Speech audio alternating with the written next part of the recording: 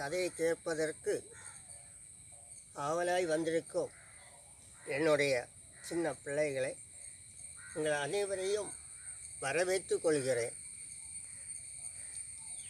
இன்னும் உங்களோடு ஒரு கதையை சொல்ல ஆசைப்படுகிறேன். ஒரு அருமையான ஒரு குடும்பம் இருந்தது. அந்த குடும்பத்தில் 3 பிள்ளைகள் இருந்தார்கள். அந்த பிள்ளைகள் நல்ல ஒற்றுமையாக, ஐக்கியமாக, கூட்டு குடும்பமாக வாழ்ந்து கொண்டிருந்தார்கள். ஆனால் பிள்ளைகள் நல்ல படித்து நல்ல வேலைகளெல்லாம் பார்க்க ஆரம்பித்தார்கள். திருமணமும் ஆகிவிட்டது. திருமணம் ஆன பிறகு கூட்டு குடும்பமாக தாயும் தகப்பனும் பிள்ளைகளுமாட்டு அன்பாக கூட்டு குடும்பமாக வாழ்ந்து கொண்டிருந்தார்கள். திடீரென அவர்கள் நல்ல சந்தோஷமாக இருந்தார்கள். இதை பார்த்த சில மனிதர்களுக்கு, நண்பர்களுக்கு பொறாமை, அசூயை வந்தது. எப்படியாவது இந்த கூட்டு குடும்பத்தை பிரிக்க வேண்டும் என்று சொல்லி நினைத்து கொண்டார்கள். அப்போது பிள்ளைகளை கவனமாக கவனித்து கொள்ள வேண்டும். அப்போது திடீர்னு இந்த நரியை போல குறுக்கு புத்தி பிடிச்ச ஒரு மனுஷன் வந்து ஒரு பையனிடம் தேவையில்லாத வார்த்தைகளெல்லாம் சொல்லி அந்த குடும்பத்தை பிளவு ஏற்படுத்தினார். பிரிவினை ஏற்படுத்தி அங்கிருந்து அந்த குடும்பம் போய்விட்டது. போய்விட்ட பிறகு ஓரோரு பிள்ளைகள், அப்படி 3 பிள்ளைகளும் என்ன செய்தார்கள்? கடந்து தனி குடும்பமாக பிரிந்து சென்றார்கள். இது வேதனையோடு கஷ்டத்தோடு இருந்த ஒரு தகப்பனாரும் தாயும் கவலையோடு இருந்தார்கள். எப்படியாவது மறுபடியும் கூட்டு குடும்பமாக ஐக்கியத்துக்குள்ளே கொண்டு வர வேண்டும் என்று நினைத்து ஆலோசனை பண்ணி கொண்டிருந்தார்கள். ஆனால் சில நாள் கழிந்து விட்டது. அந்த வயோதி தகப்பனாருக்கு பிறந்த நாள் வந்தது. பிறந்த நாள் வந்ததும் பிள்ளைகளே, அப்போ பிறந்த நாள் வந்ததும் அந்த தகப்பனார் மூத்த மகனிடம் சென்று, மகனே, என்னுடைய வீட்டில் பிறந்த நாள் விழா கொண்டாடுகிறேன், நீ வர வேண்டும் என்று 2வது மகனிடம் சொன்னார்.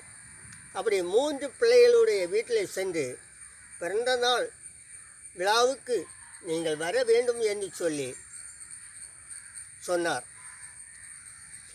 அவரவருடைய ஏழ்மைக்கு ஏற்ற பரிசுகளை எல்லாம் வாங்கி வைத்து விட்டார்கள். இன்னும் பிறந்த நாள் விழா வருவதற்கு சில நாள் இருக்கிறது. வீடுகளில் நல்ல ஆடம்பரமாக வீடெல்லாம் அலங்காரம் பண்ணி வைத்தார்கள். எல்லாம் முடிந்து நல்ல சாப்பாடும் ரெடி பண்ணி வைத்திருக்கிறார்கள். தகப்பனார் ஒரு பென்சில் பாக்ஸை வாங்கி ஒன்றாக இணைத்து கட்டப்பட்டு ஒரு மேசையின் மேல் வைக்கப்பட்டிருந்தார். என்ன பிள்ளைகளே, பென்சில் எல்லாரும் பார்த்துருக்கோம் இல்லையா? அந்த பென்சிலை வாங்கி ஒரு 10-25 பென்சில் ஒன்றாக இணைத்து என்ன செய்தார்? கெட்டு போட்டு அப்படியே வைத்து விட்டார். என்ன, அப்போது அந்த வைத்துவிட்டு ஒரு பக்கத்திலே ஒரு கேக்கையும் வைத்து விட்டார். அந்த கேக்கு வைத்துவிட்டு மூத்த மகனும் 2வது மகனும் 3வது மகனும் வீட்டுக்குள் வந்து விட்டார்கள். கேக்கை வெட்டுவோம் என்று சொல்லி எல்லோரும் சொல்லி அக்கம் பக்கம் நண்பர்களும் எல்லாரும் வந்து விட்டார்கள். கேக்கை வெட்டினார்கள், பாட்டை பாடினார்கள். அப்படியே பகிர்ந்து உண்டு விட்டு மூத்த மகன் வாங்கி வைத்திருந்த பொருளை கொண்டு கொடுப்பதற்கு வருகிறார்.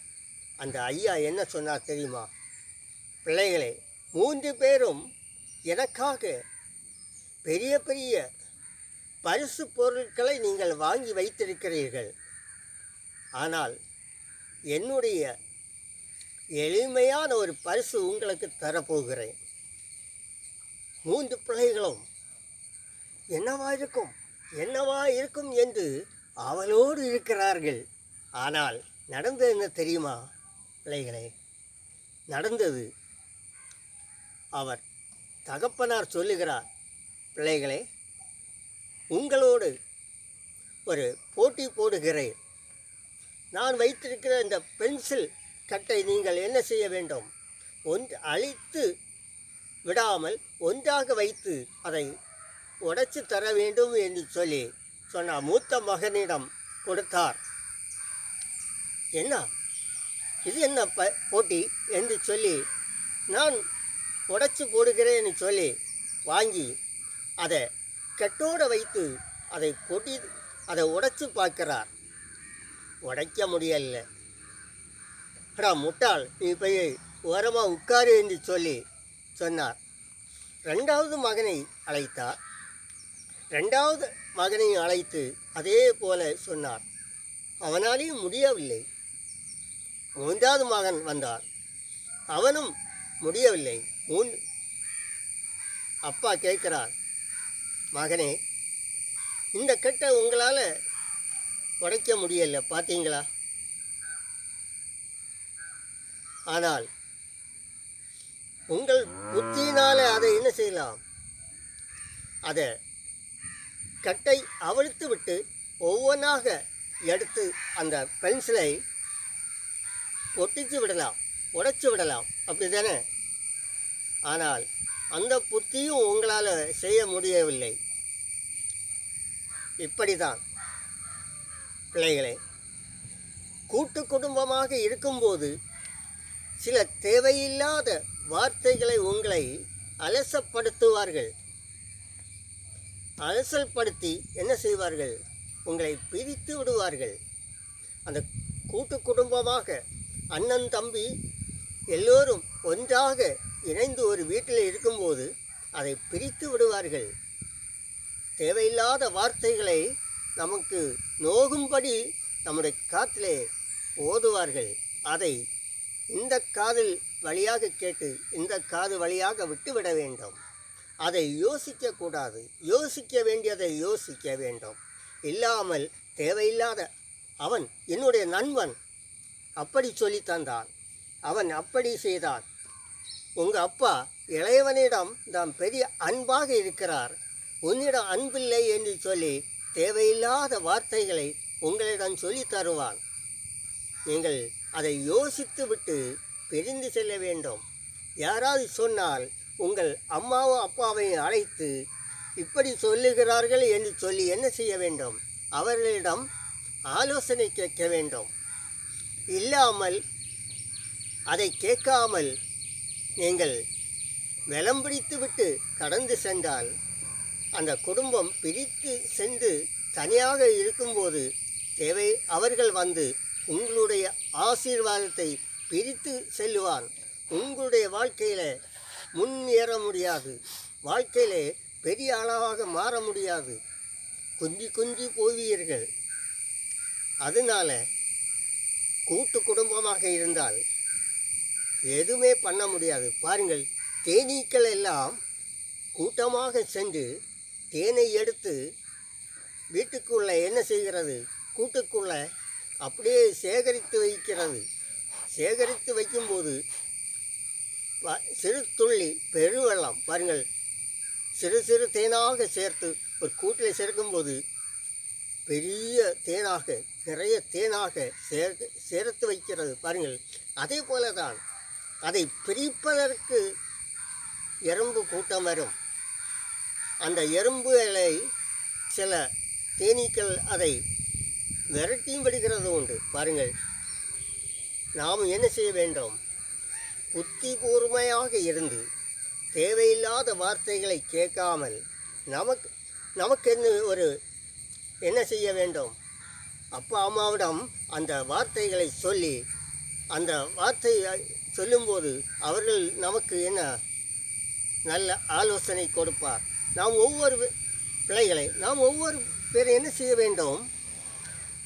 அவரவர் இறைவனிடம் வேண்டுதல் செய்யலாம். எல்லோரும் பல தெய்வத்தை வழிபடுகிறவர்களாக இருக்கலாம். சிலர் இந்துக்களாக இருக்கலாம், முஸ்லீமாக இருக்கலாம், கிறிஸ்தவர்களாக இருக்கலாம். நாம் யாரை வழிபடுகிறோமோ அந்த இறைவனிடம் பிரார்த்தனை செய்து இது நல்லதா கெட்டதா என்று புரிந்து நாம் கடந்து செல்லும்போது நம்முடைய வாழ்க்கையிலே முன்னேற்றங்கள் பாதையிலே கடந்து செல்லலாம். என்ன பிள்ளைகளே, இந்த கதை உங்களுக்கு பிடிச்சிருக்கும்னு நான் நினைக்கின்றேன்.